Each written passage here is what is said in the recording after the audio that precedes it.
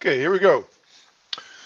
Making your funnel work for app marketing in Google Firebase. We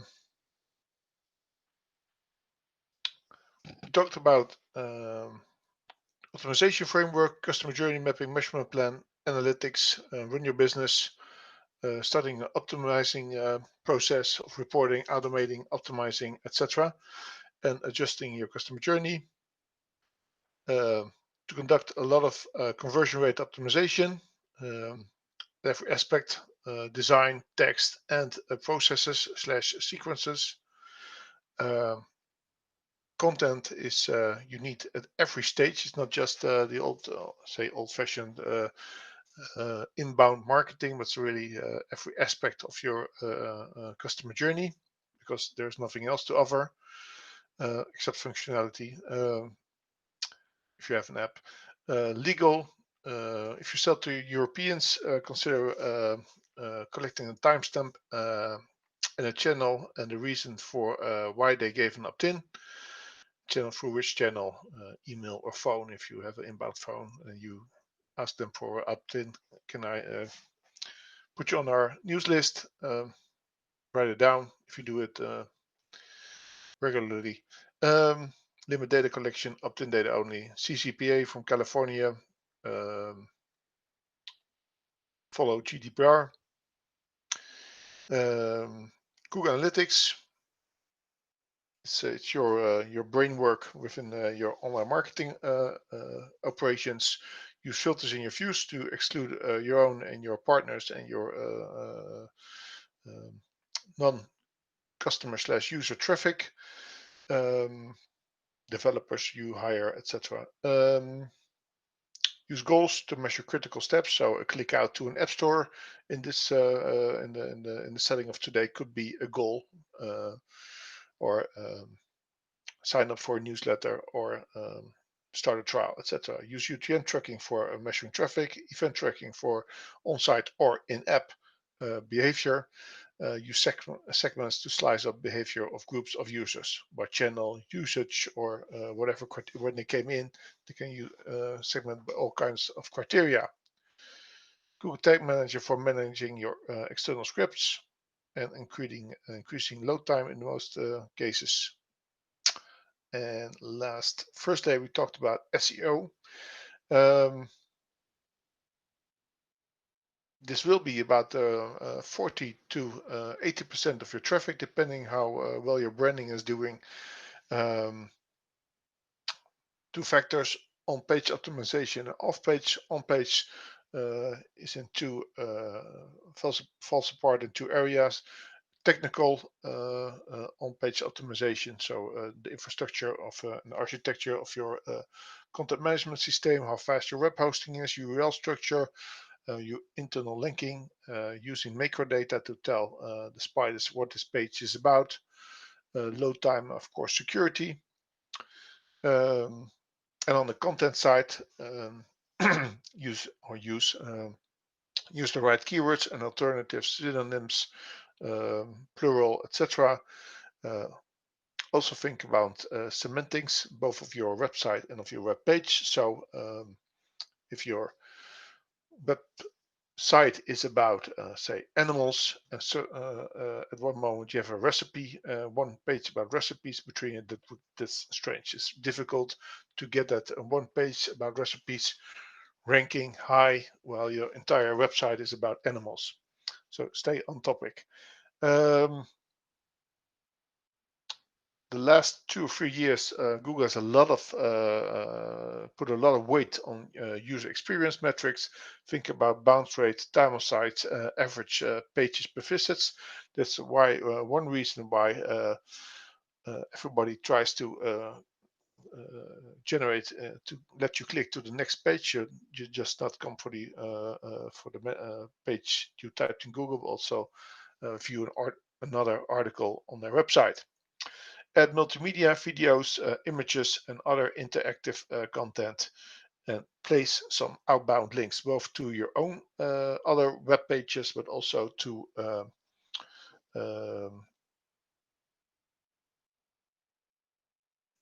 high authority websites that are not your competitors. for example, a newspaper like the New York Times, who has written a good article about the topic your business is about, etc. And link building. Uh, get everybody you know, suppliers, business partners, tools, etc. Link to you. Um, and concerning the real link building, stay in a safe zone and make sure you get high quality links to your web page, deep links with the right anchor text. Stay away from bad neighborhoods. Good. Today we're going to talk about app marketing in Google Firebase a little. The first 3 slides will be about app discovery, app store conversion rates, and app churn and retention. Then we're going to talk about the app acquisition funnel, metrics you want to watch, cohorts. What are your challenges concerning analytics when doing app marketing? It's not that straightforward as website marketing. Attribution, universal app campaigns. These are just you can advertise for cost per install. So install on your on the smartphone from the Play Store or iOS Store. Smart app banners, universal links, App Store optimization, onboarding, engagement platforms, and Google Firebase. Okay, this is a chart. This is a graph from marketingcharts.com. I believe they publish once a day a really nice chart about any topic concerning marketing. This is how people discover apps. So a lot of word of mouth, searching in the App Store, mobile ad or browsing in app, content reviews on social media, through websites and other offline channels. This is the conversion rate in the App Store. This is only the Apple App Store, but the Android App Store doesn't, Play Store doesn't differ that much. So I put it up here only one. I can understand that you cannot see the horizontal bar now, but on the left is finance. The second, and we're going to name them all, but just the first 5, 6. Second is utilities. The third bar is business. The fourth is productivity. Fifth, medical. And sixth, reference, then music and lifestyle. And I didn't see a special fashion, so fashion will be in the area of lifestyle. And on the right end of the horizontal bar, from right to left, game board, game family, game role playing, game adventure, newsstand. So that's news, games, game simulation, and sports. So more the game area and leisure.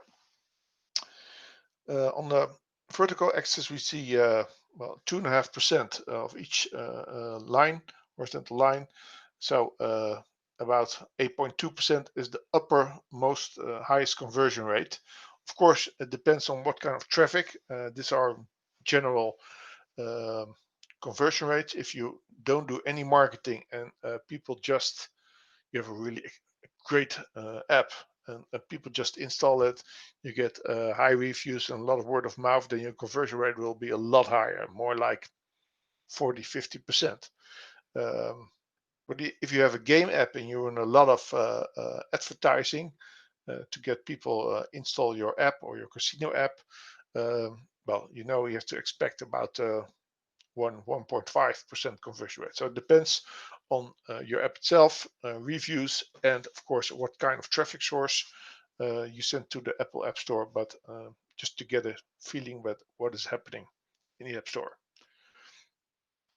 Then the app retention. This is quite an important metric, and what I've seen so far in my career, this is quite accurate. What you see here, this is from Localytics.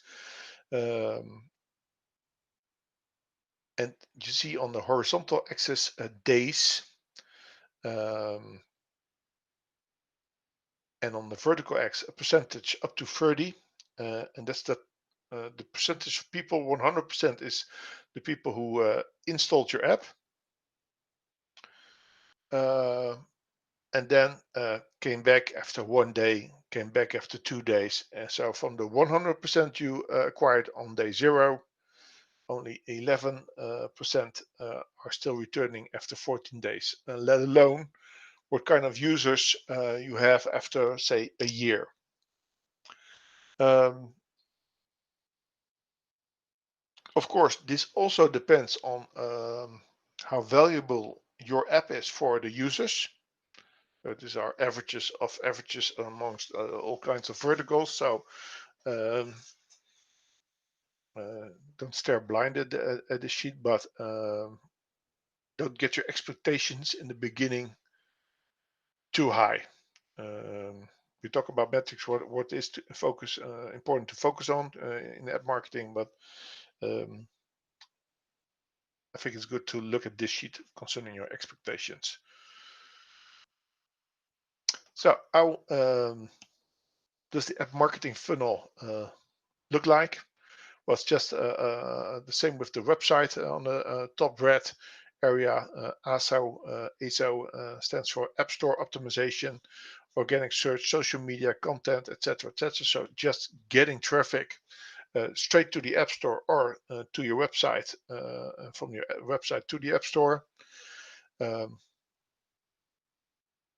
so even if you would run a television campaign, like say for mybrand.com, and even if you say go to the App Store to install the My Brand app, there will always be people going to your website because they want to see, hey, what's that, before they take the hassle to install your app, and then they go from your website to the App Store. So burning traffic is not a straight line. A lot of touch points. Then the consideration, that's actually in the App Store, mostly when we are talking about app, influencing referrals, 5-star rating, reviews, app video. What they, if you have, there are people um, checking app review websites just to see, hey, what kind of new apps are there, and they're really up to it. Of course, the conversion at that moment. Conversion can be all kinds of things. Of course, it starts with an install, but mostly that's only the beginning. They have to create an account, give you the proper opt-ins to notify them. If you have Android, people are standard opt-in for push messages, while on iOS, they have to give you an opt-in. Opt-out is the standard. Um, and then, of course, their first usage.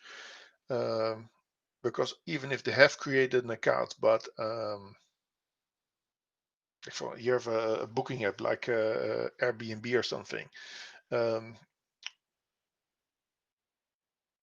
one of their focus metrics of new app installs will be, well, did somebody do a search for a house in Barcelona, but did they also book the house, or did they come back and they picked up their search for a house in Barcelona, etc., etc., etc. So what your conversion goal is depends on your business model, but it will be an install, an account creation, and the completion of a journey, how big or small the journey is.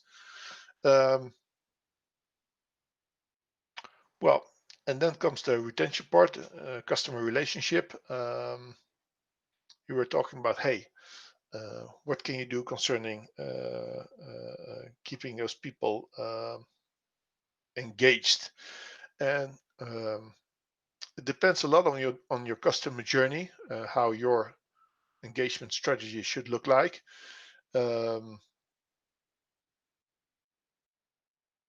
what if you have a high functional app, for example, again like Airbnb, you don't have to worry that much about engagement, because it's not to expect that people book more, we'll say once every 3 months. Maybe a business person more often, who has or who works all across the country on familiar times, but most people will book for the holidays and will once every 3 or 4 months they will go for a weekend to a nice city or something.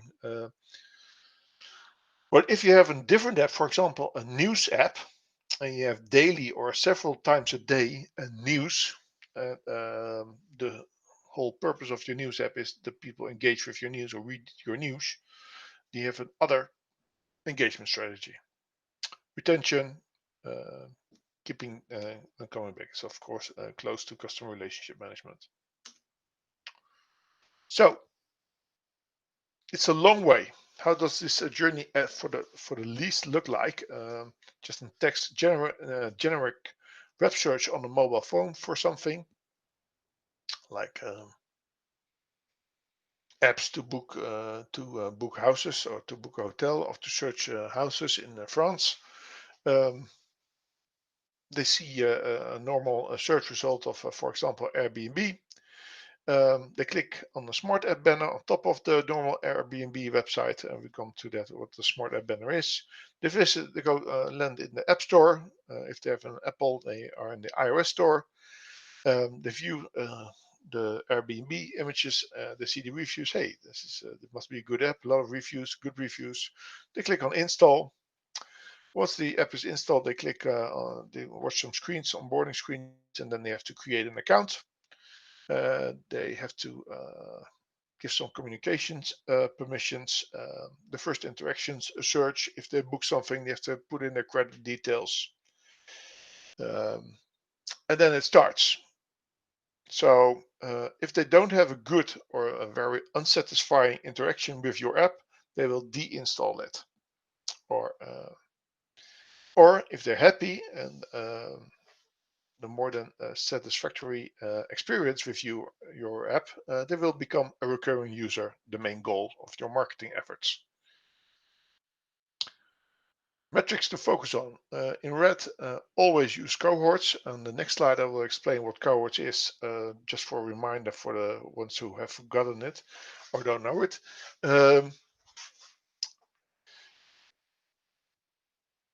Acquisition, views in the App Store, installs, of course, conversion rate, and cost per install if you're spending direct money on install campaigns. Um, Activation, onboarding, account creation, so that's the percentage of the people who installed, create an account. It's interesting also to see what they did with their email. If you, for example, if you don't need a confirmation in the email, then um, uh, it really doesn't matter actually, but it's interesting to see, hey, do they open the email or does it get delivered? Did they give the right email address? Well, if you have, for example, put in a first password in your email confirmation or a confirmation link in it that they have to click on, that's a drop-off point that you want to see how many people um, uh, complete that phase. Of course, first essential usage, like for the MB example, their first booking. They're ready to use for a second time. It's really the one journey is completely finished. That's really one success metric for your onboarding, and all the steps in between, of course. Retention is the opposite of churn. So churn is how many people you lose, and retention is how many users you keep. Focus on second and more usage logins to get them back. Depending on what kind of app you have. If you have a newspick app, you really want to focus on the first week. Well, I can imagine that the people working behind the Airbnb app focus on more on 3 month quarterly return usage of the app. And critical events completion rates. So again, steps, but then in a second or more usage of your app. So once they use the app for the second or more time, do they do something in it? Because if they don't do something in your app and they've opened your app for 2 or 3 or 4 times, and it's not something like Tinder, like you have a chat message like, hey, a new contact. That's a signal that they don't use their app, your app, and maybe that can be an early warning signal for, hey, we have to re-engage with them. Success advocacy, invite other users, of course, organic growth, word of mouth, branded search, and of course your reviews will go up, as both the number, the amount of reviews as both the average reviews, like 4 or 5 stars, etc. And also the length of the comment they give. Often that's also a signal of good reviews. Also bad, but the quality of reviews, like if you have only 5-star reviews with good app, nice app, terrific app, a little bit spammy, while longer reviews, why people like it, etc. That's more confident, provoking. A cohort. Why did I write in the earlier slide? You always use cohorts because you change things. Like for example, if your user acquisition percentage, like from the people who installed your app, also became an active user, is say for example 15%. The first 3 months that your app is live, then you're doing all kinds of testing, you're proving your app, new functionality, new messaging, etc., etc. And after 5 months, maybe it's on average in the entire period, everything, it's 20%.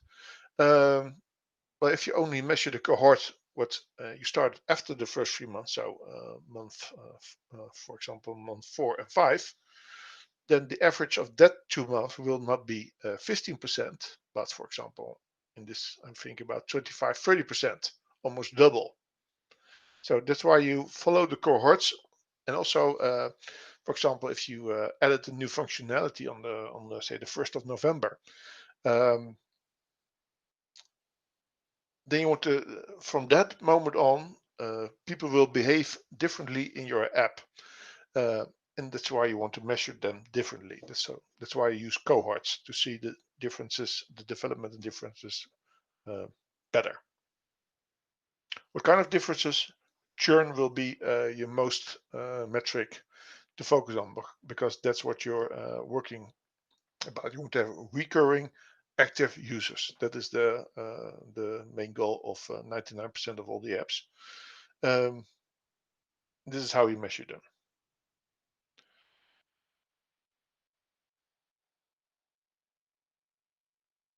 What is the challenge with app marketing? Well, in a simple overview, this is it. On the left, you see traffic sources. You always, or if you don't have app installs campaign running, they will go to your website, because that is, they don't know you have an app. So they will go to your website. From your website, you will send them one way or the other to the App Store. And from the App Store, they will install an app. And users in your app database will behave. They will click on things, they will fill in forms, they will stay longer on certain pages, etc., etc. And based on that behavior, if they filled in their credit card details, etc., etc., you want to engage with them. And you have a few engagement channels. In-app messages, that is when they're using the app. You have push messages when their app is not active. Email, of course, is entirely outside the app. SMS, if you have, for example, a two-way sync, you can use that. Both for security is that optional, and also SMS is a 99% open rate, so it's quite an effective but also very intrusive channel. And of course, you have ads.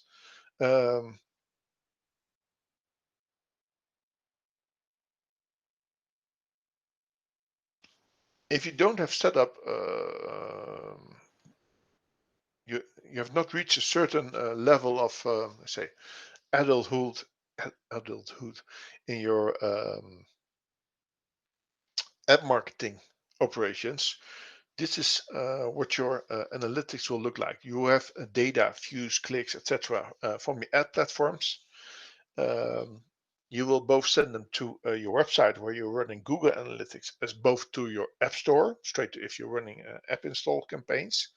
Um, from those app install campaigns, you cannot retrieve. It just comes as one bulk into the App Store analytics. You cannot see which ad or which segment, etc., etc. So you're quite blind.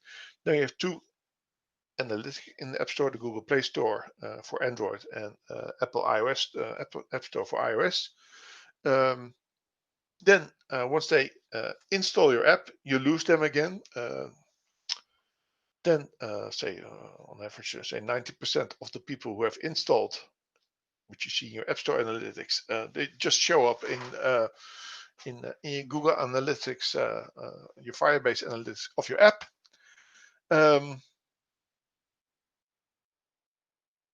You will see in Google Analytics of your app how what people did there due to event tracking, and hopefully your event tracking is working good with your messaging platform, so you can send the right messages at the right time to the right users. Because if you don't have that connected, well, you just send a push message, welcome or please come back to everybody who didn't log in for after one day, for example. So you're a little bit blind what you're doing there. Or you send an email message to people whose email address bounced, etc. That kind of stuff. Well, there are a few companies who solve this problem. AppsFlyer is by far the most, let's say, the oldest, the most famous in that area. Excuse me. And they deliver a total view in this customer journey. So, for example, you can ask them, like, for what advertising campaign, from which channel do my most active users come from? And then it was that little Facebook ad somewhere in the back of your targeting list. Otherwise, you cannot find this kind of you cannot determine this kind of information. Other platforms are Adjust and Kochava. It's not cheap, but if you're going to spend a lot of money, say thousands of dollars only to advertising a month, it can be really something. I think it's safe to assume that your effectiveness of your campaigns will get about 50 to 200% better if you have the oversight. So just check your investments and take a look at AppsFlyer or their competitors. Mobile attribution. Then you have universal ad campaigns by Google Ads. You have to install, well, not an SDK, but it was an SDK, but Google Analytics for Firebase. You can connect them with your Google Ads accounts, just the normal Google Ads. Most of you will know that.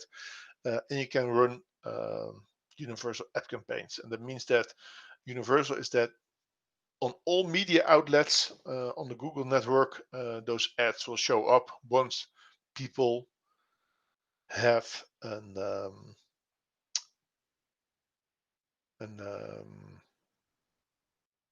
mobile device. So not on desktop, of course, but if they do have tablet or a smartphone, both for iOS and Android, Google Display Network banners all over the world. AdMob is in-app advertising. So, for example, your ad can show up in one kind of other weather app or one other news app, for example, the New York Times news app, YouTube, search and Google Play Store and all kinds of places that they offer there. Facebook also has app install ads. You don't need an SDK, but it's beneficial because you get more data from hey, what works, what not, and those advertising platforms auto optimize uh, for the data they have. For example, they know, of course, which people react well. First, they know your user base, so they find lookalikes on their ad platforms. Secondly, they know the users who, at the minimum, click or install apps. There are a lot of people who are not sensitive for advertising, not for apps, so they won't target those people with your app ad. What kind of campaigns can you run just for installs? Installs advanced is for more targeting possibilities. It's especially interesting if you have learned already a little about your users through the normal install campaigns. If you want to have certain actions within your app, and those actions are defined by your Google Analytics for Firebase configuration, so there are events, goals. And it can be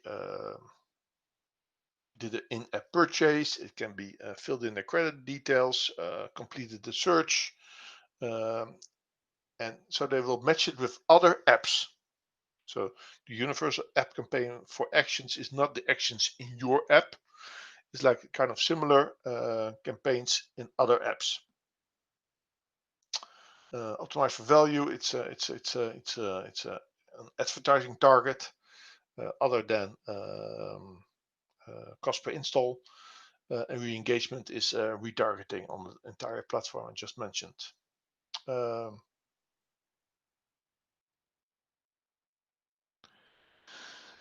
This is if you're serious about app marketing, this is really the way to go. It's far cheaper than regular mobile advertising. So advertising on mobile devices. Smart app banners is just a little code you need to add to your web pages. But then you see this this top bar that shows up, and it goes depending on which device. iOS goes to the iOS Apple Store, and Android, of course, to the Play Store. Uh, but people see, hey, you have an app, and if they like your brand, they will install it. Just a second. Then you have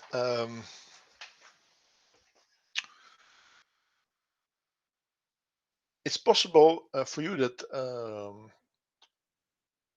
you can the content of within your app you can let it index, so it just comes in the normal search engine desktop, and people can go straight to your app, both when they have installed it and when they don't have installed it.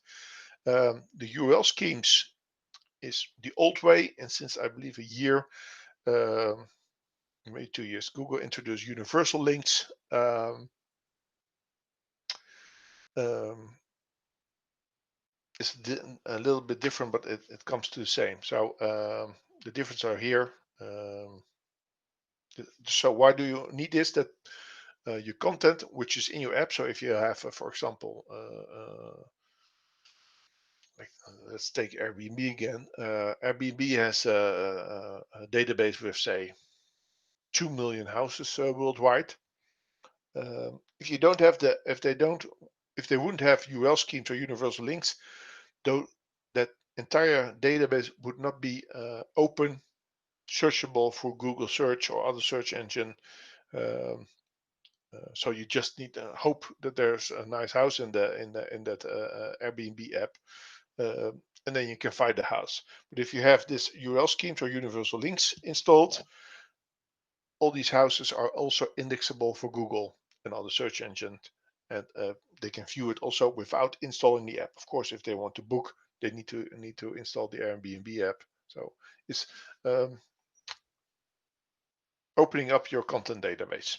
That's why you need it. App Store optimization. It looks a lot of like SEO, search engine optimization, which we talked about last Wednesday. Um, App name, title, URL optimization has been researched here. So if your app if your business name is brand name, quote unquote brand name, nobody is searching for brand name, but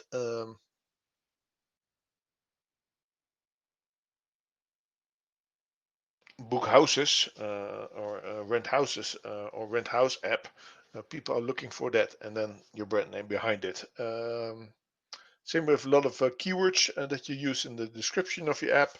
Um, don't be say small. Use a lot of words in it, and not keyword stuff, and just nice full sentences, bullet points. But don't be afraid to use too much keywords. Um, Make sure you get a lot of app reviews, app ratings, good ones preferably. Um, but of course, it matters if you have 5 or 6 reviews or you have 10,000 reviews, so people know, hey, this is a big app. Um, Deep linking with the mobile apps, um, indexations of apps in Google search engine results. We already talked about it, and click-through rate. It does matter a lot what kind of images, and also you can put a video in the app stores, what you do there. And I don't have one advice except testing. Just do it on weekly or 2 weekly or monthly basis, but put other images in there and see what it does with your conversion rate. Same with video. What kind of video? Should it be a branded video or a how-to video, how to use the app? Depends on target group and how difficult it is to use your app. Um, and what you want to show them before installing is this. So you have to convince them to install your app. Onboarding. This is after they've installed your app and they are opening it. They haven't not yet created an account, and it's a step further in gaining trust. Your goals is to get them to use your app, and use, I mean the main functionalities, and to get them to create an account. Um, and also, onboarding is one of the most important instruments you have to prevent churn. And here comes user experience on hand. Um, Already, only real usage will prevent churn, and it's meaningful usage, so substantial usage. So really, their first search or booking on the Airbnb platform. Maybe a booking will be a little bit too much to ask for a first usage, but um, for example, to conduct one search, like for house in Barcelona, with a certain time date, and to favor one or two of those houses they find in the query, I think that will be a nice goal for the first usage of the Airbnb app. Because they see, wow, this is a big database of houses in Barcelona. Um, what can you use? For example, coach screens is what we see here on the top right. Interactive tools, videos, etc. Tooltips. So these are notification bars while they're using the app for the first time. Hey, check here, you can change the color. Check here, you can create as friends, whatever you want to push the attention. Um, Progress bars, email lessons, so put up an email sequence, training videos, etc. Not in the app. Um, and I wanted to go with you to this first result.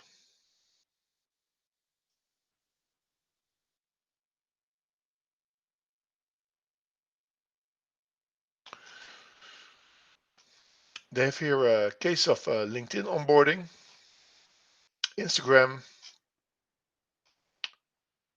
SoundCloud, and some other examples. It's really, really nice, successful examples with also with apps that need a lot of data. So yeah, it's quite difficult to convince people providing data. So churn prevention.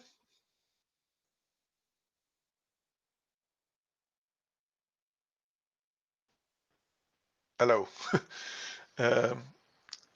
How do you do it actually? I mean, it's easy to write it down. What you look for is first you have to your analytics has to be configured right. So you have to see everything what people view, um, click, search, do in your app, forms, etc. The whole shebang. And you will see when they drop off. This can be at certain moments in the app side, can be at certain moments in the app, but also like what they didn't do, um, or how long they stayed somewhere. And of course, you can do your analytics work, so you segment them through you compare it to users who stay longer, who churn, etc. It's not it's a quality task and not a quantitative task. You want to identify early warning indicators. You will, at a certain moment, you have a few hundred users. Uh, you will see, hey, users who stay longer finish this in this process or this in this task or fill in those details in the forms. So you want to encourage other users to complete the same task that the successful users do. And that's where the difficult part starts. You do this by adding, changing design, changing text, re-engagement sequences, so push messages or email messages, or and if you collect a lot of feedback through questionnaires, for example, you also will get feedback. Hey, they don't come back because they miss a certain functionality, like they want to have PayPal for as a payment option. So it's a nitty gritty job. It's not like fixed and done, ready to go out of the box. Well, things to focus on is just to get you started with your analytics is identify lack of fundamental value. This has also something to do with product market fit. I mean, you can test and optimize what you want, but if you're offering a service that really nobody's waiting for, you want to find it out ASAP. Bottlenecks in effective first person experience, that is really something you want to find out fast, because if you fix it, you have a successful app, successful business. Lack of delivery, so your communication and your product idea are good, but for example, but they're missing the PayPal feature. Lack of stickiness, how user friendly, how interesting, how good is the design, and show you're updating regularly and listen to user requests. Yeah. Strategy for churn prevention, a testing plan. So design, text in Dutch I see, and flows and sequences. So also email outreach, etc. Develop a re-engagement plan. And also you can test within those channels if you have the right tooling. We come to it. But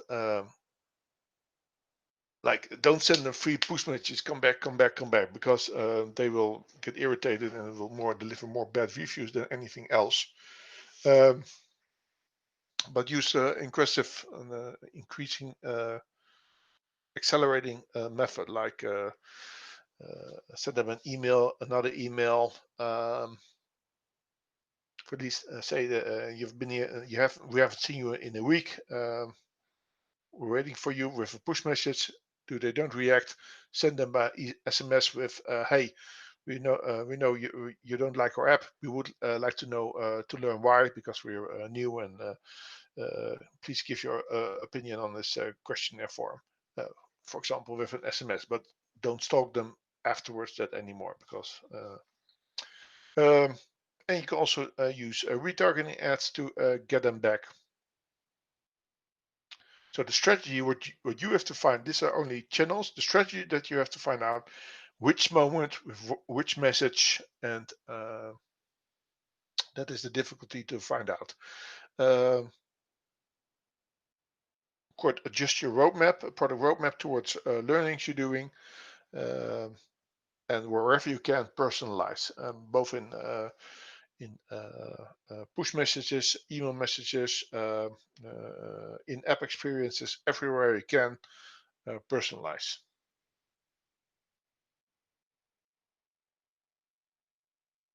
Okay.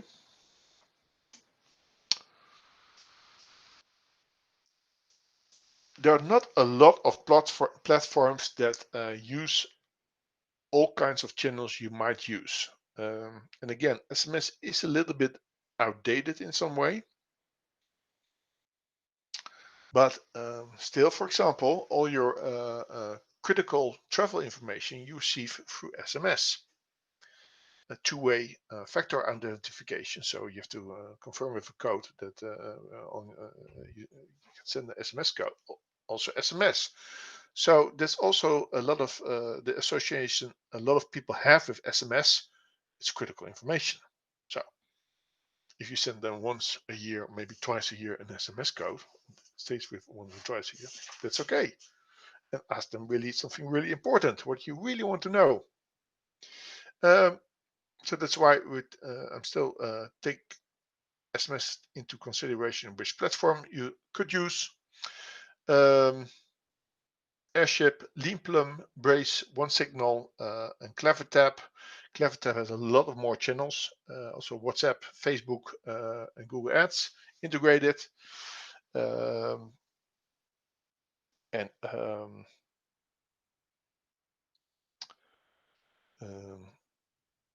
now we're going to look at it, because every channel has its unique responsiveness. I could find a better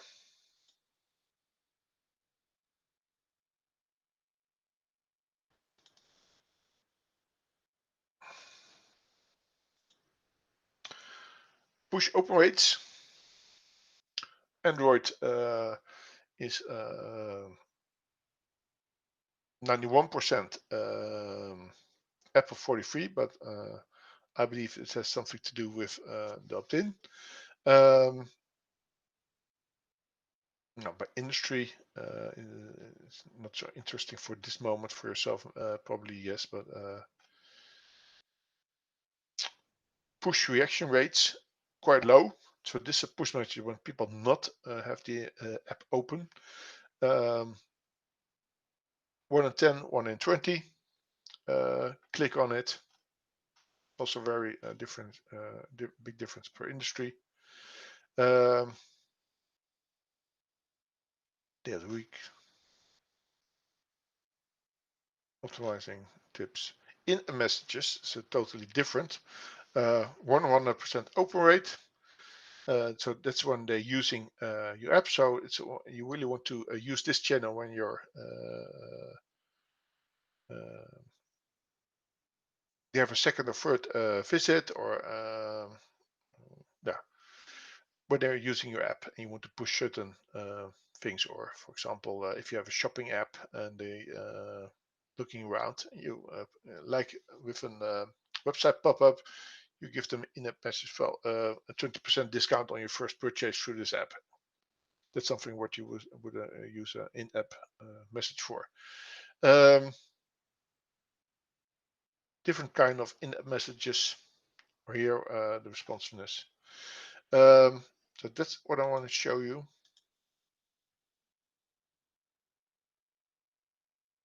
Yeah. Last but not least, Google Firebase. It's a huge platform. There are alternatives, but like Google Analytics, Google Firebase has a lot of big market share. They have three main functions for developers: analytics and growth tools. Um, Developer, I don't know a lot about, but hosting, authentication, storage, and all kinds of technical functions for releasing and updating. Then of course Firebase Analytics, if I'm not correct, if I'm not wrong, it's a spin-off of Google Analytics itself. Event tracking, conversion tracking, setting up audiences and funnels. And they offer also a bunch of growth tools in the Firebase suite, like push messages, in-app messages, dynamic links, which we are talked about, and A/B testing. That was about it for today. Any questions?